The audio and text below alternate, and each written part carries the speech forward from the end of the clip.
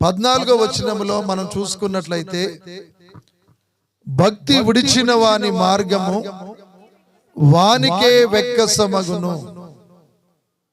చూడండి, అంటే భక్తి విడిచిన వాని జీవితము వానికే విరక్తి వాకర వస్తూ ఉన్నదని రాయబడింది. ఈ ప్రపంచంలో ఎవరైనాను తన గురించి మంచినే ఆలోచన చేస్తారు. ఈ లోకంలో ఎవరైనాను తన విషయములో మరి మేలు కలగాలని, ఆరోగ్యంగా ఉండాలని, సమాధానముతో ఉండాలని, జీవించాలని కోరుకుంటారు. కానీ తన గురించి తనకు విరక్తి అనేది కలగదు. కానీ కొంతమందికి కలుగుతుంది వారి జీవితం గురించి. అంటే దానికి కారణం ఏమిటంటే అతని భక్తి అనేది కోల్పోయిన స్థితిని మనం జ్ఞాపకం చేసుకుంటున్నాం. దేవునిలో ఉన్న భక్తి ఎవరైతే కోల్పోతారో వానికి అతని జీవితం గురించి వానికి విరక్తి అనిపిస్తారు. వాని జీవితం గురించే కాదు, దేవుని గురించి, దేవుని సన్నిధిని గురించి కూడా అతనికి విరక్తి అనిపిస్తుంటది. తన గురించి తనకే వెక్కసమగునట్లు అతనికి కలిగిందంటే ఇక దేవుని మందిరం పట్ల కూడా అలాగనే ఉంటది. ప్రియమైన దేవుని బిడ్డలారా, అంటే భక్తిని అనేది అలవర్చుకోవాలి కానీ భక్తిని విడిచిపెట్టకూడదు. భక్తిని కలిగి జీవించాలి గాని భక్తి హీనులుగా మనము జీవించకూడదు. యేసు నామానికి మహిమ కలుగునుగాక. భక్తి అనేది దాని బలము అపవాది నీ మీద గురి పెట్టినప్పుడు అర్థమైంది. భక్తి యొక్క శక్తి సైతానుడు నీ మీదికి అనేక రకరకాలుగా ప్రయోగించినప్పుడు అర్థమైపోద్ది. నువ్వు కోల్పోయిన భక్తి, నీ అంతట నువ్వే దుఃఖపడతావు, ఏడుస్తావు. ఒకప్పుడు నేను ఎంతో ప్రార్థించిన, వాక్యం వినేదాన్ని, ప్రార్థన అంటే పరిగెత్తుకొని పోయేదాన్ని, పాటలనినా మాటలనినా నా ప్రాణము ఉవిల్లూరిపోయేది, గంతులేసేది. కానీ ఈ రోజున అటువంటి భక్తి, అటువంటి పరిశుద్ధత, అటువంటి బలము, ధైర్యము నేను కోల్పోతిని అని అనుకునే పరిస్థితులు కూడా నీకు వస్తాయి. కాబట్టి ప్రియమైన దేవుని బిడ్డలారా, ఈ రాత్రి కాలము భక్తిని గురించి తెలియపరుస్తున్న మీకు భక్తి ఎంత విలువ కలిగిందో మీకు చెప్తున్నా, వినండి. ఇద్దరు వ్యక్తులు ఉన్నారు. ఇద్దరు ఎటువంటి స్వభావాన్ని కలిగి ఉన్నారు చూడండి. ఒక వ్యక్తి ఏమో తన జీవితం గురించి తనకు వెక్కసం అనిపించి, విరక్తి అనిపించి వాకరు వచ్చేసింది. ఒక వ్యక్తి ఏమో నేను చనిపోతాను, ఇక నేను బ్రతకను అనుకుంటున్నాడు. ఇంకొక వ్యక్తి ఏమో తనకున్న స్థితిలో కీర్తన గ్రంథము 118వ అధ్యాయము 17వ వచనములో ఒక వ్యక్తి ఏమంటున్నాడంటే, నేను చావను, సజీవుడనై యెహోవా క్రియలను వివరించెదను. Praise the lord. ఈరోజు గమనించండి, ఇద్దరు వ్యక్తులలో ఒక వ్యక్తి ఇక ఎందుకు నాకు ఈ బ్రతుకు, ఇక చనిపోతే బాగుండని అతని జీవితానికి వెక్కసం అనిపించింది. ఇంకొక వ్యక్తికి ఏమో ఎలా అనిపించింది అంటే, నేను చావను, సజీవుడనై నేను దేవుని ద్వారా బ్రతికి బట్ట కట్టి ఆయన నా పట్ల చేసిన మేలు, ఆయన నా పట్ల చేసిన క్రియలు అనేక మందికి వివరిస్తానంటున్నాడు. ఈ ఇద్దరిలో తేడా చూడండి. ఒక వ్యక్తికి తన గురించి తనకు విరక్తి అనిపించింది. ఇంకొక వ్యక్తి ఏమంటున్నాడు, దేవుడు నాకు సహాయకుడు, దేవుడు నాకు తోడై ఉన్నాడు, దేవుడు నన్ను సిగ్గుపరచడు, నేను చావను. శిక్షిస్తూ ఉండొచ్చు, శ్రమ పెడుతూ ఉండొచ్చు, అనేక రకరకాల పరీక్షలు నా జీవితంలో నాకు పెడుతూ ఉండొచ్చు. కానీ నా దేవుని నేను నమ్మినా, నా దేవుడు నన్ను నమ్మాడు, నన్ను ఎన్నడూ కూడా సిగ్గుపడనీయడు, నాకు ఏమి తక్కువ చేయడు. ఆ రోజున ఇజ్రాయేలులను ఆశీర్వదించిండు, అహరోను వంశస్థులను ఆశీర్వదించిండు. ఈ రోజున ప్రపంచంలో అనేక మందిని ఆశీర్వదించిండు. నా మీద పక్షపాతం ఏమి లేదు, నా దేవునికి నన్ను కూడా ఆశీర్వదిస్తాడు అని ఒక వ్యక్తి అంటున్నాడు. ఈ రోజున నువ్వు ఎలా అనగలుగుతున్నావు? నాకున్న సమస్య పోదనుకుంటున్నావా? నాకున్న ఆర్థిక ఇబ్బందులు పోవనుకుంటున్నావా? నా కుటుంబం ఎప్పుడు ఇలాగనే ఉంటుందని నువ్వు అనుకుంటున్నావా? అంటే నీవు భక్తి విడిచిన వ్యక్తివై ఉండొచ్చు, లేకపోతే భక్తిహీనుడవై భక్తిహీనురాలువై ఉండొచ్చు. ఎప్పుడైతే దేవునికి బాధ కలిగించే మాట ఎవరు మాట్లాడతారో వాళ్ళు భక్తిని విడిచిన వారు భక్తిహీనులుగా మారిపోయిర్రు. అందుకనే భక్తిహీనుల ఇంటి మీదికి యెహోవా శాపము వచ్చును అని సామెతలు 3:33లో ఉన్నది. శాపము అనేది భక్తిహీనుల ఇంటి మీదకి వస్తుంది. ఆ ఇంటికి సమాధానం ఉండదు, ఆ కుటుంబంలో సుఖం ఉండదు. ఎలా ఉన్నారో అలాగనే ఉండిపోతారు. కారణం భక్తిహీనత. ఈ రోజున యేసుక్రీస్తు నమ్ముకున్న మన విశ్వాస జీవితంలో మన ఉన్న భక్తిని పెంపొందింపజేసుకోవాలి గాని భక్తిహీనులము కాకూడదు. యేసు నామానికి మహిమ కలుగును గాక. హల్లెలూయా చెప్పుదాం. ప్రార్థన చేసుకోవాలి. భక్తి అంటే చదువొచ్చిన ప్రతి వ్యక్తి వాక్యము చదువుకునే అలవాటును కలిగి ఉండాలి. విశ్వాసులైతే పాటలు పాడే క్రమాన్ని కలిగి ఉండాలి, స్తుతించే అలవాటును కలిగి ఉండాలి. చూడండి ప్రియమైన దేవుని బిడ్డలారా, ఈ సమయంలో నువ్వు ఆలోచన చేస్తే చూడండి, ఈ రోజున మనం గమనిస్తే ఇక్కడ నా కుటుంబంలో ఉన్న వాళ్ళందరినీ ఎందుకు నేను పాడిపించినా, ఈ రోజున దేవుణ్ణి నమ్ముకున్న ప్రతి కుటుంబములో తల్లి 3 అయినా, తల్లి 5 అయినా, తల్లి 7 అయినా సరే, ఇది క్రైస్తవ కుటుంబం అయితే, దేవుని నమ్ముకున్న కుటుంబం అయితే తప్పకుండా ఆ కుటుంబంలో తల్లిదండ్రులు వారికి ఏం అలవర్చాలి అంటే భక్తిని అలవర్చాలి. వాళ్ళకి ఏం నేర్పాలంటే భక్తి నేర్పాలి. ఎక్కడుందమ్మా? సామెతలు 22:6, సామెతలు 22లో ఉంటది. అక్కడ మీకు భయభక్తులు.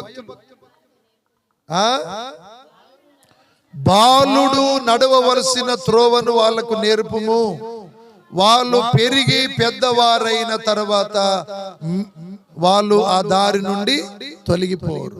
అంటే వీళ్ళు ఎక్కడ వీళ్ళకి ఎటువంటి నడకని నేర్పాలి, ఎటువంటి మార్గములో నడపాలి, ఎటువంటి మార్గాన్ని నేర్పాలి, భక్తి మార్గాన్ని వాళ్ళకు చూపాలి, భక్తి మార్గంలో నడిపించాలి. వాళ్ళు పెరిగి పెద్దవారైన తర్వాత ఆ భక్తిలో నుంచి వాళ్ళు తొలగిపోరు, భక్తిని విడిచిపెట్టరు. భక్తిని విడిస్తే బైబిల్లో రాయబడినది, భక్తిని విడిచిన వాని యొక్క లైఫ్, భక్తిని విడిచిపెట్టిన వాని యొక్క స్థితి ఎంత ఘోరంగా ఉంటదంటే ఆ వ్యక్తి గురించి ఆయనకే విరక్తి, వెక్కసం అనిపిస్తుంది. చాలా మంది దేవుణ్ణి నమ్ముకున్నామని చెప్పి ఈ రోజున కొంతకాలం అయిన తర్వాత వాళ్ళ మీద వాళ్ళకే విరక్తి అనిపిస్తున్నది. అంటే కారణము భక్తిని విడిచిపెట్టారు వాళ్ళు. బైబిల్ ఏం చెప్తున్నది? వెనుకున్న వాటిని విడిచిపెట్టమని చెప్తున్నది. బైబిల్ ఏం చెప్తున్నది? నిన్ను ముందుకు పోకుండా, నీకు సమాధానము లేకుండా, నీకు సమృద్ధి లేకుండా, నిన్ను అనేక రకాలుగా నిన్ను అణిచివేస్తున్న ఆ వెనక ఉన్న వాటిని, అనగా ఈ లోకానుసారమైన వాటిని విడిచిపెట్టి ముందున్న వాటి కొరకు వేగిరపడమని బైబిల్ చెబుతూ ఉన్నది. కానీ ఇలువగలిగిన ఎంత పెట్టినా మనకు దొరకని భక్తి నువ్వు ఎప్పుడు పడితే అప్పుడు నువ్వు అలవర్చుకుంటే నీకు రాదది.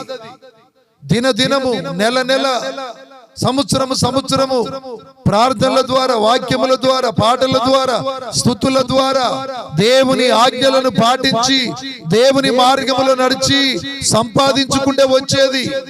డబ్బులు పెడితే దొరికేది కాదు, అధికారుల ద్వారా వచ్చేది కాదు. భక్తి అనేది చాలా విలువ కలిగింది. ఆ భక్తిని విడిచిపెడితే మనం ఎంత నష్టపోతామంటే ప్రియమైన దేవుని బిడ్డలారా, ఆఖరికి ఒకప్పుడు ఆయన భక్తి పరుడమ్మా, ఒకప్పుడు ఆయన విశ్వాసి. మరి ఈ రోజున చూడు, ఆయన గురించి ఆయనకే విరక్తి అనిపించి, అంటే దేవుని మీద నమ్మకం లేదన్నట్టు అర్థం. అంటే దేవుడు చేతగాని వాడని అర్థం, దేవుడు ఏమి చేయలేడని అర్థం అన్నట్టు నువ్వు భక్తిని విడిచిపెడితే అటువంటి జీవితము దుర్భరమైన జీవితం. అది చాలా ప్రమాదకరమైనది. చూడండి, ఒక 30 ఏళ్ల క్రితం టీవీలు లేవు, సెల్లు లేవు.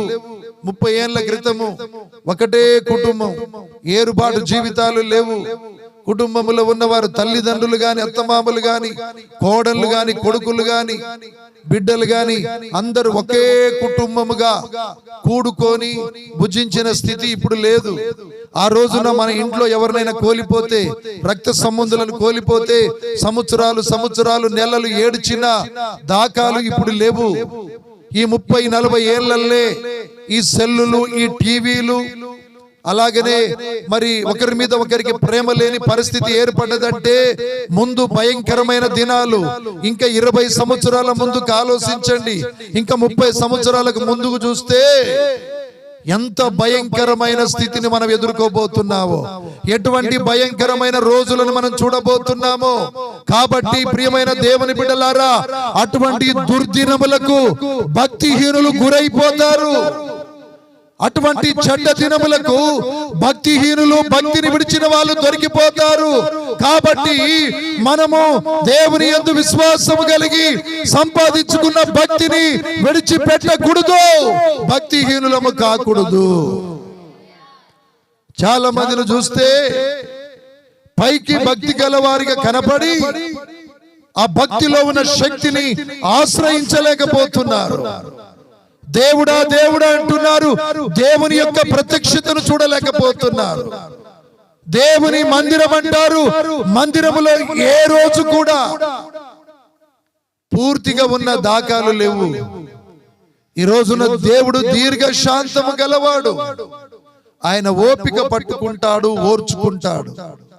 కానీ నీ తప్పుల పాపముల మూట ఎక్కువైతే ఒక రోజున ఆ బరువుకు నువ్వే కూలబడిపోతావు. కాబట్టి దేవుడు ఎన్ని తప్పులు చేసినా, ఎన్ని పొరపాటులు చేసినా, ఎన్ని పాపములు చేసినా ఏమంటలేడులే అని నువ్వు అనుకోవద్దు.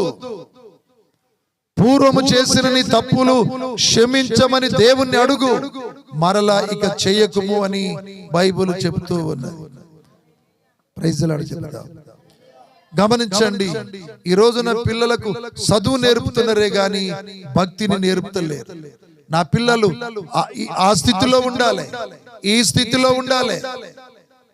అంతస్తులు ఎక్కాలనుకుంటున్నావు, అధికారులు కావాలనుకుంటున్నావు, మంచిదే. కానీ దానితో పాటు భక్తి నేర్పాలి. వారు నడవవలసిన త్రోవను వాళ్లకు చూపాలి. మన కుటుంబంలో మన పిల్లలకు భక్తి నేర్పాలి. ఎందుకు నేను నా పిల్లల్ని మీ ఇద్దరు పాడమ్మా, నువ్వు పాడయ్యా. చూడండి, ఇద్దరు పిల్లలు పాడిర్రు, ఇద్దరు ఆడపిల్లలు పాడిర్రు, ఇద్దరు మగ పిల్లలు పాడిర్రు, భార్య పాడింది, భర్త కూడా పాడింది. అల్లే చెబుతా. చూడండి, ఇవాళ నేను ఒక మాదిరిగా లేకపోతే మీ కుటుంబాన్ని రక్షించలేను. ఉన్న తల్లి 6 దేవుని స్తుతించగలిగే అనుభవాన్ని కలిగి ఉన్నారు. దీన్ని మించిన ఆస్తి ఏముంది? దీనిని మించిన అధికారం ఏముంది? దీనిని మించిన సంతోషము, తృప్తి ఎక్కడుంది? ఎందుకంటే అపోస్తుల కార్యములో 10వ అధ్యాయము 2వ వచనములో అతని ఇంటి వారందరూ దేవుని యందు భయభక్తులు కలిగి ఉండి ప్రజలకు ధర్మ కార్యములు చేయుచు ఎల్లప్పుడూ దేవునికి ప్రార్థన చేయుచుండెను. అతని ఇంటి వాళ్ళందరూ దేవుని యందు భయభక్తులు కలిగి ఉన్నారు. ఇవాళ నువ్వు ఒక్కదానివే వస్తుంటావు, నువ్వు ఒక్కదానివే పోతుంటావు. నీ పిల్లలకు భక్తి నేర్పవు, మీ భర్తలకు భక్తి నేర్పరు, భార్యలకు భక్తి నేర్పరు, కుటుంబంలో ఉన్న కోడళ్ళ కొడుకులకు భక్తి నేర్పరు. దానివల్ల నీకే నష్టం. యేసు రక్తములో కడగబడిన నువ్వు నీ ఇంటిలో అన్యజనులు ఎవరైనా చనిపోతే మరలా నువ్వు బురదలో మునిగి శాపాన్ని కొని తెచ్చుకుంటావు. మరలా బురదల లోకమనే బురదలో మునిగిపోయి శాపాన్ని కొని తెచ్చుకుంటావు. యేసు రక్తములో కడగబడి ఆయన ధవల సింహాసనం ఎదుట నిలబడి చీకటి రాత్రులు ఆకలి దప్పులు లేని రాజ్యములో నివాసము చేసే యోగ్యతను కోల్పోతా. ఏందంటే మా అమ్మ అంట, మా నాయన అంట. అతను బతికుండగానే వాళ్ళని భక్తి మార్గంలో నడిపించాలి. వాళ్ళు బ్రతికుండగానే వాళ్ళ కొరకు ఉపవాసం ఉంటావో తెలియదు, ప్రార్థన పెట్టించుకుంటావో తెలియదు, నువ్వు ఏం చేస్తావో తెలియదు. నా ఇంటిలో మా తండ్రి గారు మారాలి, మా ఆయన మారాలి, నా పిల్లలు మారాలి. ఉపవాసం ఉండు దేవుని సన్నిధిలో. నీ కుటుంబం కొరకుండు, నీ కుటుంబాన్ని భక్తి మార్గములో నడిపించడానికి ఉండు. ఏదో దేవుని నుండి కలిసి రావాలి. దేవుని నమ్ముకుంటే నీకు లాభాలు కలిసి రావాలనా? ఎంతసేపున్నా ఈ లోక సంబంధమైన చదలు పట్టే ధన సంపద ఐశ్వర్యం కొరకే దేవుని అడుగుతున్నారు గాని నా కుటుంబము భక్తి గల కుటుంబముగా ఉంటే రేపటి రోజున మేము ఎదుర్కొంటున్న ఈ ఆపద దినాలలో చెప్తున్నా కదా, ఈ 40 ఏళ్లలో ఇలా ఉంటే 20-30 ఏళ్లకు ముందుగా నాకు 70 ఏళ్లు వచ్చే నాటికి రోజులు ఎలా ఉండొచ్చు? మీ పిల్లలు 40-50 ఏళ్ల వయసు వచ్చేటప్పటికి రోజులు ఎట్ట ఉండొచ్చు? ప్రియమైన దేవుని బిడ్డలారా, అటువంటి దినాలలో మన భక్తే మనల్ని కాపాడుతుంది. మన భక్తి మనల్ని కాపాడుతుంది. ఇంట్లో ఎవరు వినకపోతే దైవజనుని కాడికి రావాలి. నేను మీ కొరకు ఉపవాసం ఉంటా, నీవు ఒకరోజు ఉపవాసం ఉండి ప్రార్థన చేయి. యేసు రక్తములో కడగబడిన నీవు, నమ్మి బాప్తిస్మం పొందిన నీవు, ఆత్మను పొందుకున్న నీవు ఈ రోజున నాది క్రైస్తవ కుటుంబం అని నువ్వు అనడానికి అవకాశం లేదు. ఒకవేళ ఉన్నదా, నీ కుటుంబం కట్టుకొని ఆయన బలిపీఠం దగ్గర ఆయన కనపరుచుకోండి. మీరు ఉన్నారా? ఉంటే ప్రతి ఆదివారము నీ కుటుంబము దేవుని సన్నిధిలో దేవుని ముఖ దర్శనాన్ని చూడాలి మనం. అలాగే ఎన్ని కుటుంబాలు వస్తున్నాయో అది భక్తి కలిగిన కుటుంబమే. ఇన్ని ఉన్నా నాకు ఏ పిల్లలైనా ప్రైజ్లాడు చెప్పరు, కానీ ఎక్కడ కనబడ్డా యాడ ఉన్న నేతాజీ ఒక్కడు మాత్రం నాకు ప్రైజ్లాడు చెప్తాడు అన్నాడు. వాళ్ళ వైపు ఏం చూడొద్దు, చూడొద్దు. నాగలి మీద చేయి పెట్టిన వాడు వెనకకు చూడకూడదు. ఎందుకంటే ఇప్పుడు చూడండి, మనం ఒక రూట్ లో వెళ్ళిపోతున్నప్పుడు మన మార్గాన్ని మాత్రమే చూడాలి. అటు ఇటు చూస్తే యాక్సిడెంట్లు అవుతాయి. మన విశ్వాస జీవితంలో, మన బ్రతుకులో ఎంతసేపు ఆ ఇంటోళ్ళని ఈ ఇంటోళ్ళని, కింది తండ ఎస్సీ కాలని, పై తండ వీళ్ళు, వాళ్ళని వాళ్ళు, వీళ్ళని ఇది కాదు. ఎవరు అవసరం లేదు. ఎవని బ్రతుకుకు, ఎవని కుటుంబానికి, ఎవని ఆత్మకు వాడు బాధ్యుడు. కాబట్టి ఈ రోజుల్లో భక్తి చాలా విలువైంది. ఈ గారడి, ఇంద్రజాలం, ఈ జ్యోతిష్కం, ఈ చిల్లర మొత్తం కూడా నా నీడను కూడా తాకలేవయి. ఎందుకంటే పాపం వాళ్ళు చేసేది దేవుని భక్తి కాదు.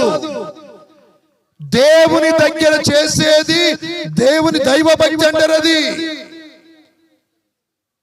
దేవాలయములు వేరైన దేవుడు ఒక్కడే. ఆ దేవుడు ఎవరు?